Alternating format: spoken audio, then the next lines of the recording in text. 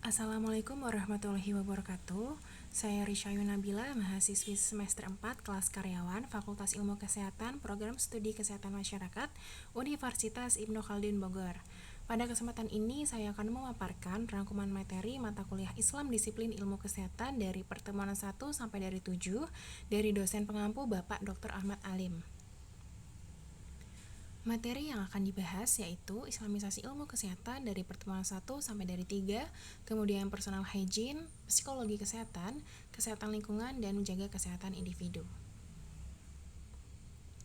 Islamisasi ilmu kesehatan pertemuan 1.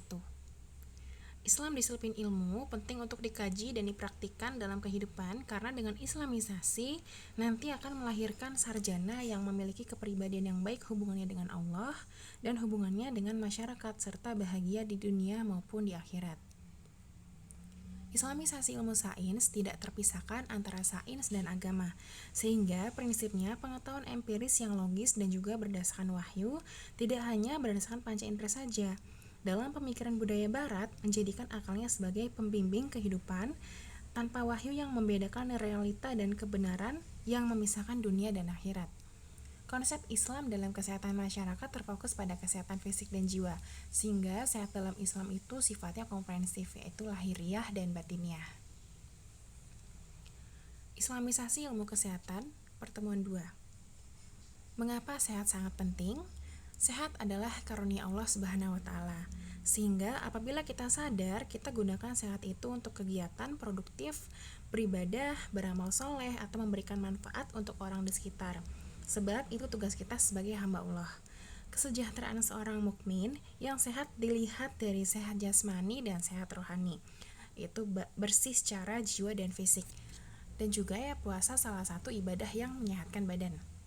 Dari Abdullah bin Amr bin Al-Ash, dia berkata bahwa Rasulullah Shallallahu Alaihi Wasallam telah bertanya, benarkah kamu selalu berpuasa di siang hari dan selalu berjaga di malam hari? Beliau pun menjawab, ya, berpuasa dan berbukalah kamu, berjagalah dan tidurlah kamu, sesungguhnya badanmu mempunyai hak atas dirimu, matamu mempunyai hak atas dirimu, dan istrimu pun mempunyai hak atas dirimu. Hadis riwayat Al-Bukhari. Islam juga memerintahkan umatnya untuk hidup bersih, karena kebersihan merupakan langkah awal untuk memperoleh kesehatan. Surah Al-Mudaththir ayat 74 yang menjelaskan tentang hidup bersih, artinya, dan bersihkanlah pakaianmu dan tinggalkanlah segala macam kotoran. Islamisasi ilmu kesehatan pertemuan 3. Allah mencintai umatnya yang senantiasa berbuat baik dan membenci umatnya yang senang berbuat kerusakan. Misalnya dalam kesehatan perspektif Islam. Kenapa kita dilarang merokok? Karena merokok itu sama saja menzolimi atau menyakiti diri sendiri. Bayangkan saja satu batang rokok yang dihisap berapa juta penyakit yang masuk ke dalam tubuh dan itu membahayakan. Oleh karena itu Islam mengharamkan karena sama saja itu membunuh dirinya sendiri. Dalam perspektif Islam juga kerusakan mental berdampak secara signifikan terhadap fisik manusia. Jadi tips sehat mental itu seperti menjaga keimanan, ketenangan jiwa dengan banyak bersyukur, qanaah, tidak syirik ataupun riya, dan menerima takdir Allah Subhanahu wa Ta'ala. Jadi penyakit-penyakit mental tersebut harus dijauhkan ya. Ini adalah salah satu tindakan preventif. Personal hygiene dalam Islam. Konsep personal hygiene menurut pandangan barat yaitu kebersihan diri duniawi. Sedangkan dalam Islam lebih komprehensif yang tidak hanya kebersihan diri secara fisik saja, tetapi juga secara hati, mental, sosial, dan keimanan. Misalnya najis pada babi dan anjing yang harus dibersihkan menggunakan air dan tanah sebanyak 7 kali. Jadi air ini adalah sebagai salah satu alat untuk mensucikan diri dalam berwudu. Jika tidak ada air maka diperbolehkan untuk bertayamum. Islam juga peduli terhadap kebersihan makanan. Jadi setiap malam makanan ditutup selain menghindari dari kontaminasi virus dan bakteri, juga menghindari dari tiupan syaitan. Jadi syaitan ini meniup makanan atau minuman yang terbuka dan akan menimbulkan penyakit bagi manusia. Psikologi kesehatan. Manusia hidup di zaman modern atau era digital hanya mengejar atmosfer modernitas atau kesenang-senangan pragmatis. Hal itu yang membuat manusia kehilangan makna dalam hidupnya. Jadi dalam menjalani kehidupan sehari-hari, berbagai masalah yang timbul tak jarang menjadi beban pikiran seseorang. Beban yang tak kunjung terurai, lama-lama akan bertumpuk dan menjadi masalah bagi jiwa dan mental.